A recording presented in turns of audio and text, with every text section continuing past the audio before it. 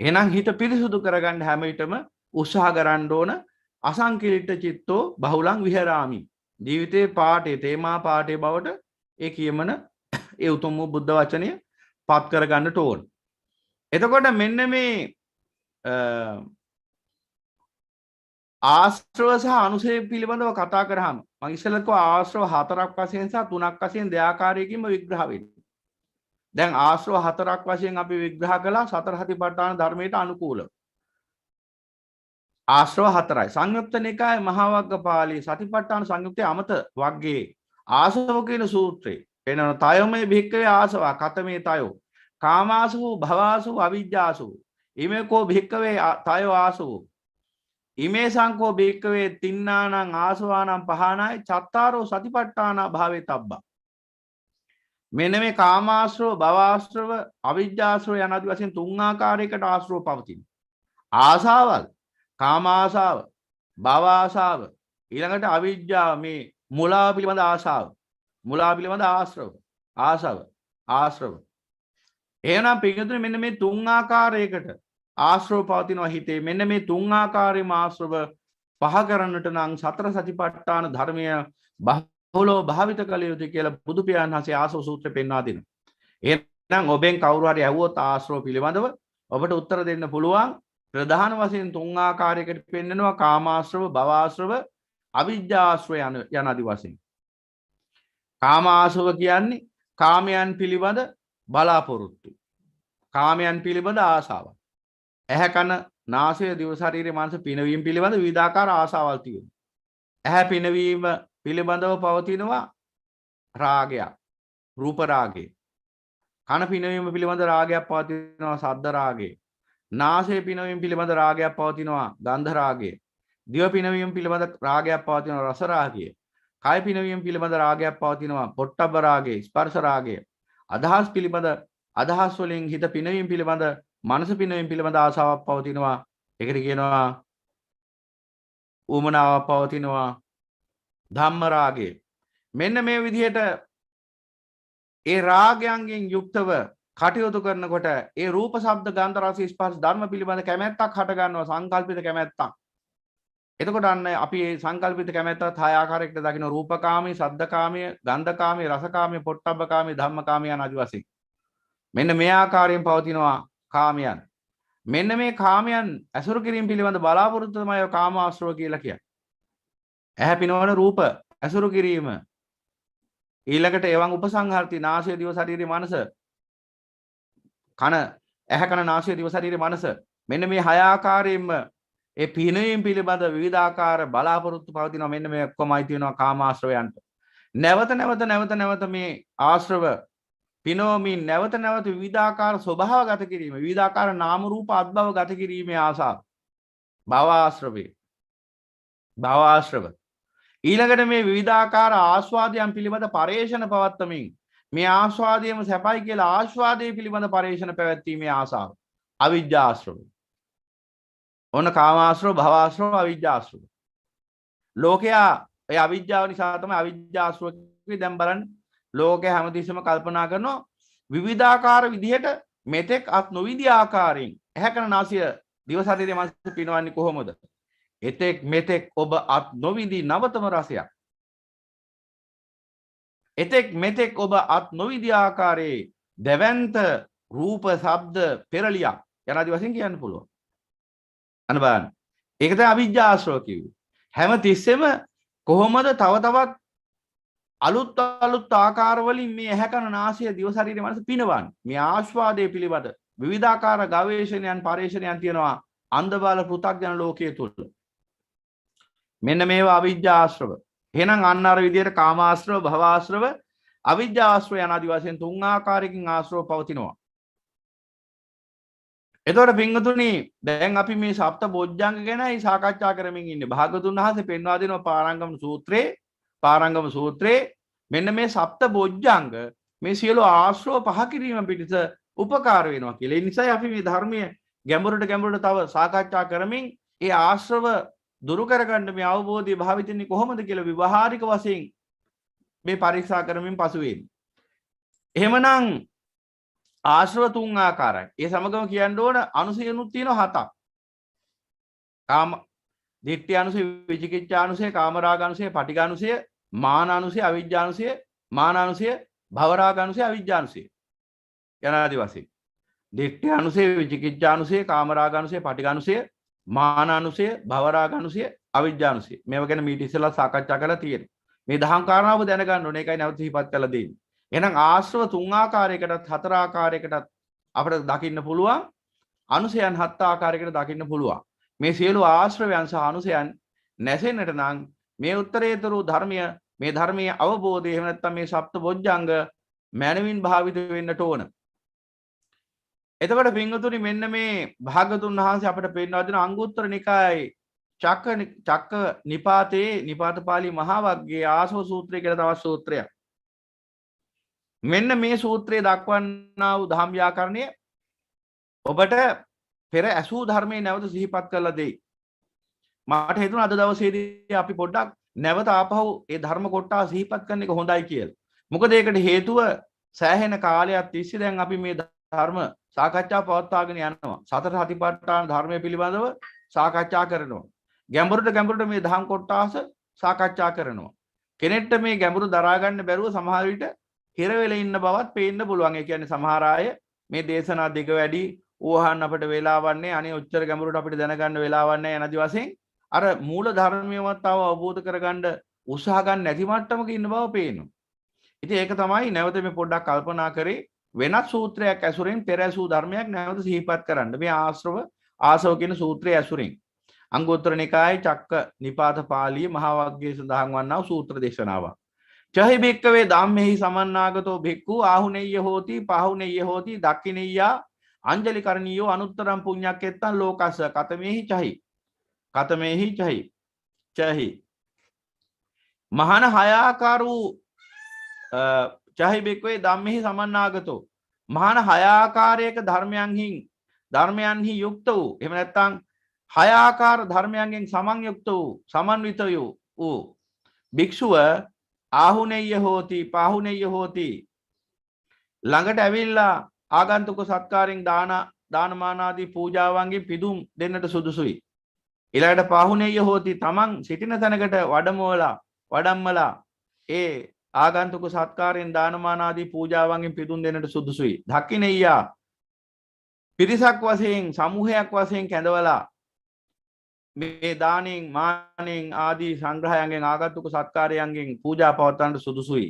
අංජලි කරණීයෝ දොහොත් මුදුන් තබා දෙයත බැඳ වන්දනා කරන්නට සුදුසුයි යනාදි වශයෙන් ලෝකේ අනුත්තර පින්කෙත යනාදි වශයෙන් ලෝකේ අනුත්තර පින්කෙත එවතුමාර මහා සංඝරත්නයයි කියලා භාගතුන් වහන්සේ පෙන්වා දෙනවා. ඒ කියන්නේ මේ මිනිසයන්ට අප්‍රමාණ පින් රැස් කරගන්නට පින්කෙතක් සම්මා සම්බුදු පියාණන් වහන්සේගේ ආර්ය මහා සංඝරත්නය අනුත්තර පින්කෙත. අපි වපුරනවා නම් වපුරන්න ඕන සරු කෙතකයි. නිසරු කෙත්තල කොච්චර වී වගා කළත් භෝග වගා කළත් අස්වැන්නක් ලැබෙන්නේ සරුසාර. නිසරු කෙතක කොච්චර සරු බීජයක් වගා කළත් නිසරු අස්වැන්නක්මයි ලැබෙන්නේ. එහෙනම් පින්වතුනි සරු කෙතකමයි හැමතිස්සෙම වගා කරන්න ඕන. සරු කෙතක ඊටාම සුළු ප්‍රමාණයක් බීජ වගා කළත් සරු අස්වැන්නක් ලැබෙන්න පුළුවන්. හැබැයි නිසරු කෙතක මහා පරිමාණයෙන් වගා කළත් ලැබෙන්නේ නිසරු අස්වැන්නක්. ඒ නිසා අනුත්තර පින්කෙත අසිරිමත් වූ බුදු පියාණන් වහන්සේගේ ආර්ය මහා සංඝරත්නයයි සෝවාන් මාර්ග අනුගාමික සෝවාන් ඵල යනාදී වශයෙන් වූ අෂ්ටාර්ය පුද්ගලයන්. ඒ අෂ්ටාර්ය පුද්ගල උත්තමයෝයි අනුත්තර පින්කෙත. එමනම් දැන් භාගතුන් වහන්සේ පෙන්නනවා මෙන්න කාරණා 6කින් සමන්විත වෙන්නට ඕන. කාරණා 6කින් සමන්විත වුණොත් තමයි අනුත්තර පින්කෙතක් වෙන්නේ. ආහුනීය පාහුනීය දක්ඛිනීය අංජලි කරණීය කියන ගුණයන්ට ඒ ගුණයන් ප්‍රකට වෙන්නේ ඒ ගුණයන් දරන්නේ මෙන්න මේ කියන කාරණා 6න් යුක්ත වුණොත්. නන්විද පරියායෙන් මෙහෙම පෙන්වන්න පුළුවන් භික්ෂුන්ගේ ගුණ මේ එක පරියායක්. මෙන්න ආසව කියන සූත්‍රය භාගතුන් වහන්සේ පෙන්වා දෙනවා ඒක යම්කිසි පරියායක්. ඉද බික්කවේ බික්කුණෝ යේ ආසවා සංවරා පහතබ්බාතේ සංවරේන පහිනා හොಂತಿ. ඉද බික්කවේ බික්කුණෝ යේ ආසවා සංවරා පහතබ්බාතේ සංවරේන පහිනා හොಂತಿ. මහණනි මෙහි භික්ෂුවගේ ආශ්‍රවයක් ඉඳුරන් හික්මවීමෙන් බැහැර කළ යුතු වේද? ඒ ආශ්‍රවයන් ඉඳුරන් හික්මවීමෙන් බැහැර කළ යුතු වේ. දැන් ඔබට මතක ඇති සබ්බාසව සූත්‍රය මීට කලින් දේශනා කළා. සබ්බාසව සූත්‍රෙත් මෙන්න මේ දහම් ව්‍යාකරණය මේ ආකාරයෙන්ම පෙන්වා දෙනවා. ඒ දහම් ව්‍යාකරණ නැවතත් පොඩ්ඩක් සිහිපත් කරලා දෙන්නේ. මොකද පහුගිය දවස්වල අපට මේ අපේ ශ්‍රාවක පින්වතුන් මුණ ගැහුණාම නැවත අහනවා මුල ප්‍රශ්නේ මොකද්ද? ආම්දුරනේ මොකද්ද කරන්න තියෙන්නේ කියලා. සියක් කෝටියක් වතාවක් කිව්වත් කරන්න ඕන දේ නන්විද පරියායෙන් ආයි ප්‍රශ්නේ මහන්නේයි. එක්ක හරියට බණ ටික ඇහුවේ නැහැ. එහෙම නැත්නම් අහපු බණ ටික හරියට ධාරණය කරගත්තේ නැහැ. එක්ක ෂෝට් කට් හොයනවා නිවනට. මොනවා හරි ඒ මොකක් හරි අඩුපාඩුවක් නිසා තමයි ආයි මූල ප්‍රශ්නේ ආයි අහන්න වෙලා තියෙන්නේ. ඉතින් පින්වතුනි දේශනා සෑහෙන ප්‍රමාණයකින් පැය 100 ගණනක් තිස්සේ පැහැදිලි කරපු කාරණා නැවත නැවත ආයි තෝරා දින එක එච්චර උචිත වැඩක් නෙවෙයි. එහෙමුණොත් අපිට අලුත් දහම් කාරණා කරා ගමන් කරන්න බැරි වෙනවා. ඒ නිසා මේ පින්වතුන් දක්ෂ වෙන්න ඕනේ මේ දේශනා නැවත නැවත අහලායි ප්‍රශ්න වලට උත්තර හොයාගන්න. එහෙම නැතුව තමන්ගේ තියෙන කම්මැලිකමට කුසීතකමට ධර්ම දේශනාව අහන්න තියෙන අකමැත්ත නිසා නැත්තම් කම්මැලිකම නිසා කාලය ඉතුරු කරගන්න කර හිතලා ඒ ප්‍රශ්නේ අපෙන් අහුවට වැඩක් නෑ ආපහු. මොකද ඒ උත්තරේ දීර්ඝ වශයෙන් ලබා දීලා තියෙන්නේ. දීර්ඝ වශයෙන් පැහැදිලි උත්තරේ ලබා දීලා තියෙද්දි ඔබ ඒකට කන් දෙන්නේ නැතුව ඒ ප්‍රශ්නේ අපෙන් අහුවට වැඩක් නෑ ආපහු. ඒක ඇවිල්ලා ඇත්තටම නොවි යුත්තක් නොකල යුත්තක් ඔබ. එහෙම කරනවා නම් ඇත්තටම යම්කිසි එක වරදක් තිබෙනවා. මොකද ඒ බඳු ਵਿਚාරයකින් තොර විමර්ශනයකින් තොර කෙනෙක්ට නිවනටපත් වෙන්න බෑ කොහොමද? නිසා විමර්ශනය කියලා කියන්නේ තමා විසින්ම ගවේෂණය කරන යම්කිසි ආකාරයකින් මඟ පෙන්වලා දුන්නාම ඒ මාර්ගය අනුගමනය කරමින් නුවණින් ධර්මයේ පසක් කරගෙන මෙනෙහි කරමින් ගමන් කරන්න ඕනේ. එතකොට ප්‍රශ්න වලට උත්තර ලැබෙනවා. හැමතිස්සෙම ප්‍රශ්න වලට අනුන්ගෙන් උත්තර බලාපොරොත්තු වෙන්න එපා. මොකද එහෙම වුණොත් එහෙම ඔබට සඳහා කරන්නේ කරුණාවෙන්මයි. ඔබ අහන ප්‍රශ්නෙට උත්තරයක් දෙන්න බැරි කම නෙවෙයි. හැබැයි එතකොට ඔබ අර විමර්ශාගේ නිර්දිපාතේ වඩන්නේ නැති පුද්ගලයෙක් බවට පත් වෙනවා. ඡන්දචිත්ත විරිවිමර්ශා. විමර්ශාගේ නිර්දිපාතේ වඩන්න නම් තමන්ම ධර්මයේ ගවේෂණය කරන්න ඕන. දැන් මෙන්න මේ පින්වතුන් මේ බණහන අපේ මේ පින්වතුන් විශේෂයෙන් මේ ලෞතුරණ දහම් මණ්ඩපයේ ඉන්න පින්වතුන් පිළිබඳ විශේෂයෙන් වචනය සඳහන් කළොත් සියලුම දෙනා අප්‍රමාද විදිහට මේ ධර්මයේ දැන් ගවේෂණය කරන පිරිසක්. එක්තරා තරුණ පින්වත් මහත්තයෙක් මට මතකයි එවලා තිබුණා පණිවිඩයක් යම්කිසි ආකාරයකින් ඊමේල් එකක්. එහි සඳහන් වුණා දැන් එතුමාත් මේ ත්‍රිපිටකය මේ හොඳින් මනවින් පරිශීලනය කරගෙන යනකොට වටිනා සූත්‍ර දේශනා රසක් මුණ ගැහුණා. ඒ සූත්‍ර දේශනා එක රාශී කරලා මිනිසයාට ධර්මාබෝධය පිණිස වටිනා දහම් ග්‍රන්ථයක් නිර්මාණය කරන්න බලාපොරොත්තු වෙනවා. ඒ තමන්ගේම මුදලින් වියදම් කරලා බෙදා හරින්නටත් මුද්‍රණය කරලා බෙදා හරින්නටත් බලාපොරොත්තු වෙනවා කියලා. මෙන්න විමර්ශනය. ඒ විමර්ශනය ඔබ තුළ තියෙන්න ඕන. ඒ විමර්ශනය නැතුව ඒ විමර්ශනයේ අපි ඉඩක් හදා ගන්න නැතුව දැන් විමර්ශනය කරන්න ඕන තරම් දැන් ඔබට ත්‍රිපිටකය ග්‍රන්ථ වශයෙන් පරිශීලනය කරන්න යම්කිසි නොහැකියාවක් තියෙනවා. ඒකට දැන් තාක්ෂණික මාධ්‍යයක් තියෙන ඕන හැටියට මේ අන්තර්ජාලය තුල එහෙම ඒ ත්‍රිපිටක රත්නය ඕන ආකාරයකින් පරිශීලනය කරන්න පුළුවන් ආකාරයේ ක්‍රමවේද හදලා තියෙනවා. ඒ විතරක් නෙමෙයි මේ දේශනා තියෙනවා. මේ හැම ආකාරයකින්ම මේක අවශ්‍යනේ කරන්න ඕන පින්වතුනි. අර මූලික ලාමක ප්‍රශ්නේ නැවත අහන්න එපා. මොකද ඒ ප්‍රශ්නේ අහන්න ඔබ මොට වෙනවා. මොකද ඔබ හිතන්නේ නැති කෙනෙක් බවට පත් වෙනවා. ධර්මයේ තමන්ගේම නුවණින් ඉවසන්නට ඕන. විමර්ශා කිව්වේ ඒකයි. එතකොට තමයි ප්‍රශ්නට උත්තර හම්බ වෙන්නේ. බැරිම ප්‍රශ්නයක් තිබුණොත් විතරක් කොයිම විදිහකටවත් විසඳ ගන්න බැරි ප්‍රශ්නයක් තියෙනවා. අපි ඒක ධර්ම සාකච්ඡාවකදී සාකච්ඡා කරන එක වෙනම දෙයක්. එහෙම නැතුව තමන්ටත් මේ ලේසියෙන් තෝරගන්න පුළුවන් ප්‍රශ්න වලටත් උත්තර හානු සමහරලාට ලාමක ප්‍රශ්න. ඒ කියන්නේ මේ ප්‍රශ්න බැලුවාම ඒ වගේ ප්‍රශ්නයකටවත් උත්තරේ තේරුම් ගන්න බැරිද කියලා අපට හිතෙනවා. එතකොට ඒ බඳු කෙනෙක් කොහොමද නිවනට ගමන් කරන්න කියලා ප්‍රශ්නයක් එනවා. ඒ නිසා පින්වතුනි විමර්ශාව ඔබ තුල නැතුව නෙවෙයි ඔබ විමර්ශනය කරන්නේ. දැන් අර ඉස්කෝලේ තියෙනවා ක්‍රමයක් ඉගෙන ගන්නකොට දක්ෂ ළමයි ඉන්නවා. ඒ ළමයි හැමතිස්සෙම පොතපත පාඩම් කරනවා. ඒ පොතපත පාඩම් කරලා ඉවර වෙලා ඒ අය වෙහෙසිලා අනිල් ළමයි සෙල්ලම් කරද්දි මේ අය පොතපත පාඩම් කරනවා. ඒ දීපු ක්‍රියාකාරකම් ඔක්කොම කරනවා. ඒ කියන්නේ විෂය ක්‍රියාකාරකම්. ඒ දේවල් කරලා ගෙදර දෙන වැඩ ඒවා නියමානුකූල විදිහට කරලා විභාගයේ ආපු දවසට විභාගයට මුහුණ දෙන දවසට මනාකොටේ ප්‍රශ්න පත්‍ර වලට උත්තර ලියන. තව ළමයි පිරිසක් ඉන්නවා. ඒ Tamanට ඉස්කෝලේදී පාඩම කියලා දෙද්දිත් වෙන වැඩ කරනවා. පාඩම කියලා දෙද්දිත් වෙන වැඩ කරනවා. ඊට පස්සේ ගෙදර ගිහිල්ලා කොහොමද ඉතින් ආයි පාඩම ගැන ඒ අධ්‍යාපනය ගැන තැකීමක් නැහැ. ගෙදර ගිය වෙලාවෙ ඉඳලා සෙල්ලම් කරලා අර වැහි කාලේ එනකම් පළකැටියා සින්දු කියලා අන්තිමට වැහි කාලේදී බඩගින්නේ මැරුණා වගේ මේ පුළුවන් තරම් Tamanට අධ්‍යයනය කරන්න ඉගෙන ගන්න ලැබිච්ච කාලය තුල සෙල්ලම් කරලා පුළුවන් තරම් සෙල්ලම් කරලා ගේම් ගහලා කාලේ නැති කරගෙන අවසාන විභාගෙට ගිහිල්ලා මොකද කරන්නේ? අර දක්ෂ ශිෂ්‍යයන්ගෙන් පිළිතුරු කොපි කරන්න බලාපොරොත්තු වෙනවා. කොපි ගහනවා. ඔන්න ෂෝට් කට් හොයනවා. දැන් ඒ ළමයාට එහෙමුනේ ඇයි? පාඩම කියලා දෙද්දි හරියට අහගෙන හිටියෙත් නෑ. ඊට පස්සේ යම්කිසි අභ්‍යාසයක් දුන්නා නම් ගෙදර ගිහිල්ලා කරන්න ඒක කරිත් නෑ. ඊට පස්සේ අදක්ෂයෙක් වෙලා මොකද කරන්නේ? අර දක්ෂ ළමයින්ට කරදර කරනවා. ඒ වගේ දෙයක් මේ ධර්මයේ තියෙනවා. ඒ කියන්නේ දැන් බණ කියලා දෙද්දි බණ ධර්මයේ දේශනා වෙද්දි හරියාකාරව අහන් ඉන්නේ.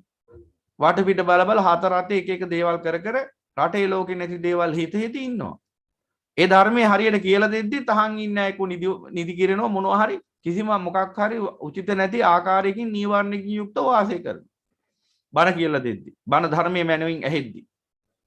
ඊට පස්සේ ඒ ධර්මයට මනවින් කන් දෙන්නෙත් නැහැ. ඊට පස්සේ කොයි ආකාරයෙන් හරි කියනවා තවදුරටත් ඔබේ ධර්ම අවබෝධය වැඩෙන්න මෙන්න මේ ආකාරයෙන් මේ නිබ්බාන පටිපදාව පිළිපදින්න. අනිත්‍ය ලක්ෂණ 9ක් වශයෙන් දුක්ඛ ලක්ෂණ 25ක් වශයෙන් අනන්ත ලක්ෂණ 6ක් වශයෙන් මේ ධර්මය නුවණින් මෙනෙහි කරන්න. මේ ආස්වාදයේ ආදීන නුවණින් මෙනෙහි කරන්න කිය. ඒක කරන්නෙත් නැහැ. ඒ දෙකම කරන්නේ නැතුව ඉක්මනින් නිවනට යන්න පුළුවන් නම් අර උත්තරේ කොපි ගහන්න බලනවා. එක්ක අනුන්ගේ උත්තරය දිහා බලාගෙන ඉන්නවා. අනුන්ගේ කට දිහා බලාගෙන ඉන්නවා. එහෙම බලාගෙන ඉඳලා නිවන් දකින්න බලාපොරොත්තු වෙනවා. අනුන්ගෙන් තමන්ගේ ප්‍රශ්න උත්තරයක් බලාපොරොත්තු වෙනවා. ඔන්න බලන්න. ඒකට හේතුව මොකද්ද? කොච්චර බණහනවා කිව්වත් තාම ඉන්නවා යම්කිසි පිරිසක් ඉන්නවා නියමානුකූලව විදියට ධර්මයට බැහැගත්ත. ඒබඳු පිරිස් දැකීමත් සම්පතක් මහ වාසනාවක්. තවත් පිරිසක් ඉන්නවා නිකම් බොරුවට බණ අහනවා කිව්වට ඔන්න ඔහෙ නිකම් වැඩි වැඩි ඉඳලා බණ අහලා අවසානයේ මෙලෝදියක් තේරුම් ගත්තේ නැහැ ධර්මයේ. ඒ නිසා පින්වතුනි එහෙම කටයුතු කරන්න එපා. එහෙම කටයුතු නොකර මනවින් මේ ධර්මයේ පිහිටාගෙන කටයුතු කරන කෙනෙක් බවට පත් වෙන්න උනන්දුව වීරිය තියෙන්න ඕන ඔබට මේ ධර්මයේ ඉස්සරහා. මනවින් උනන්දුවක් වීරියක් ඇති වෙන්න ඕන මේ ධර්මයේ ඉස්සරහා. ලෝකේ වැඩක් නැති දේවල් සම්බන්ධයෙන් අපි බොහොම පිපිදලා කටයුතු කරන ඕමනාවෙන් කටයුතු කරනවා. මේ ධර්මයේ ඉස්සරහා තමයි අපි මැල්ල වෙන්නේ හැකිලා ඉන්නේ හැමතිස්සෙම. ඒ තමයි සිතේ හැසිරීම. ඒ සිතේ හැසිරීම ඔබ හරියාකාරව තාමත් තේරුම් ගත්තේ නැත්නම් ඒ කියන්නේ තාමත් ඔබට ධර්මයේ වැටහිලා නැහැ යම් මට්ටමකට. ඊටාම් සොළු වශයෙන් ධර්මය අවබෝධ වෙලා තියෙන්න පුළුවන්. ධර්මයේ කියලා කිව්වට ඔබට අවශ්‍යම දේ වැටහිලා නැහැ මොකද? මේ සිතේ හැසිරීම. එහෙනම් මේ ධර්මය අවබෝධ කරගන්නවා කියන අන් කිසිවක් නෙවෙයි මේ හිතේ හැසිරීම අවබෝධ කර ගැනීම. එදාටනේ පුළුවන් වෙන්නේ මේ හිත පිරිසිදු කරන්න. ඒ හිත দমনය කරන්න. එහෙම නැතුව කොහොමද අපි හිත দমনය කරන්නේ? අපි ධර්මයේ ඉස්සරහට කටයුතු කරන්න හිත රූමනාන්දමින් නම් එහෙනම් අපි තාම ධර්මීය අවබෝධ කරමින් සිටින කෙනෙක් හැබැයි තාම සුළු මට්ටමක් විතරයි තාම අවබෝධ වෙලා තියෙන්නේ.